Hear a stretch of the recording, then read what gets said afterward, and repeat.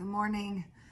It is day 22, and I did feel like I got enough sleep last night. I woke up with weird dreams. There were two fashion designers that were dressing me up to go somewhere, and about 3/4 of the way through the dream, I was full excitement, new clothes, shopping, dressing me up. But then about 3/4 of the way in, I felt a foreboding sense of watch out for vanity, watch out for pride. So I'll take that with me through my day. One of my prayers is that God would illuminate anything in me that is a hindrance to what, my purpose is. And I will take this dream and ruminate over it this day. If there's anything in me that is prideful or vain, I just want it removed. I want more of Him and less of me. And I'm not just saying that tongue in cheek, but I've had enough of me. I'm kind of sick of me and my fleshly ways. And so I've lived with myself 49 years, and I know how petty and trivial and vain I can be. So I'm ready to step into whatever God wants for me. And if that means getting rid of pride and vanity, then I'm ready. That I just pray that the Word would cut it out of me. Like, I don't want any part of anything that's going to hinder me. And I really, truly mean that. I'm not just trying to be spiritual or sound spiritual. I truly mean that. I want to change my life. I didn't come to God because I was satisfied with the way things were. I'm very dissatisfied with the old me and the old ways that I deal with things and my nature, my controlling nature. And Jason, we were kind of fussing at each other the other day, and he's like, Mandy, personalities don't change. He's like, your personality is no different than the day I met you. And I was like, it kind of hurt my feelings. But I understand what he's saying. The core of who someone is doesn't just change overnight. But I do feel like that I have changed in many ways. And yes, my personality, I do feel has changed. So I hope it continues to change. And maybe if other people can't see it, maybe I'm just fooling myself that it has changed. But I feel different, and I want to continue to feel different. My body today is, my hip has been giving me a little trouble. I don't know what that's about. You'd think losing a little bit of weight, my hip would be happy and joyous, but for some reason it's cranky and kind of hurts when I get up mainly. It doesn't hurt when I'm sitting, but when I stand up, it's kind of got a stiffness to it.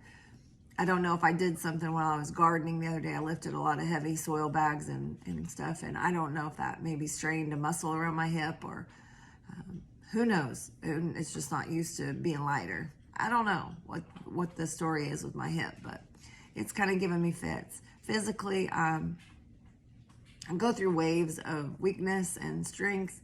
It just kind of is like up and down. It's like an ocean, just up and down constantly, kind of undulating with my energy flow. Sometimes I'm on it, sometimes I'm not. Thinking is still a little unclear and scattered, but not as bad as I thought it would be.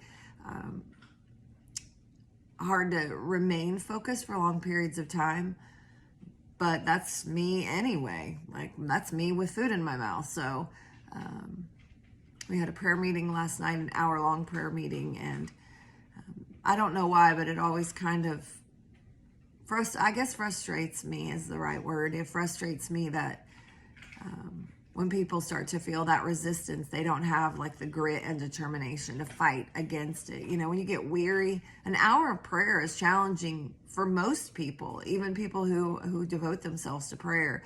Fervent prayer for an hour is draining. It's taxing on your body. It's hard. And I noticed about 7:35 into our hour session, starting at 7, that after 35 minutes, people were just worn out. And to me, that feels like, oh no, I'm going to push past this. But I guess that I've trained that muscle enough in me that will not allow fatigue to come into the picture. If I'm supposed to pray for an hour, then I'm gonna dig down in me. I'm gonna find something to pray about for an hour. And I have an easy one. I have my kids. My kids mean the world to me, and their salvation is very important to me. And so when I think about, the way the enemy is trying to come against them and deceive them and plug their ears and cover their eyes to truth, it infuriates me. And so I am able, even if it's just for my kids, my family, it infuriates me. So yeah, I was last night at the prayer meeting, I pushed hard, and then of course we have music practice after that till 9.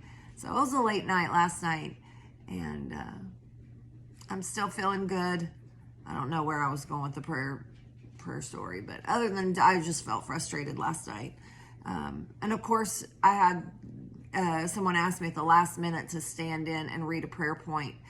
And I don't feel very confident standing behind that microphone and beckoning people or begging people or cheerleading people to pray.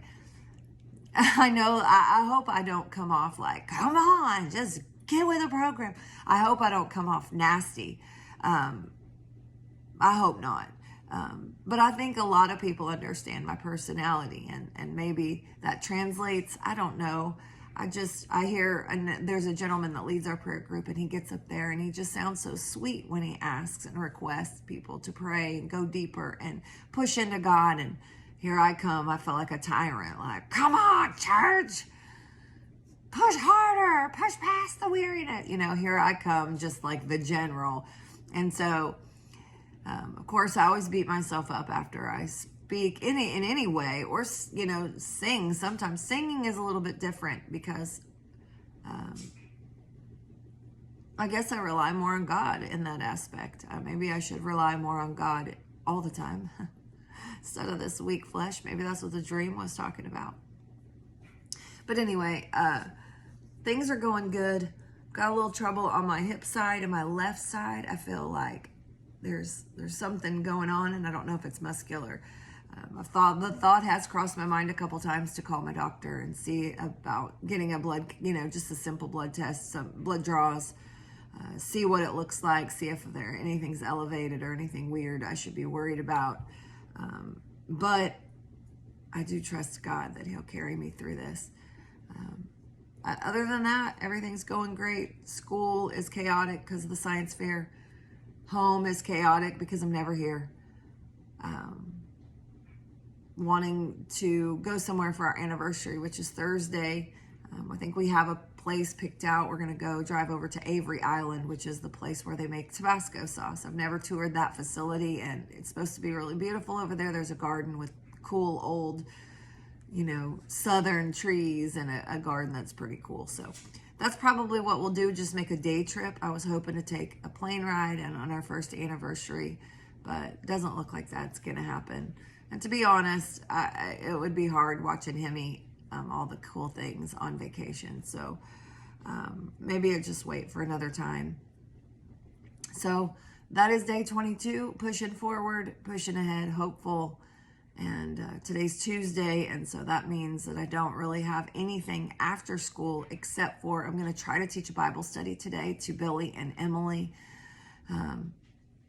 God's been so patient with me with them. And I hope to goodness that I can say something that matters eternally to them. So that's what my day looks like. And I guess I will talk to you tomorrow.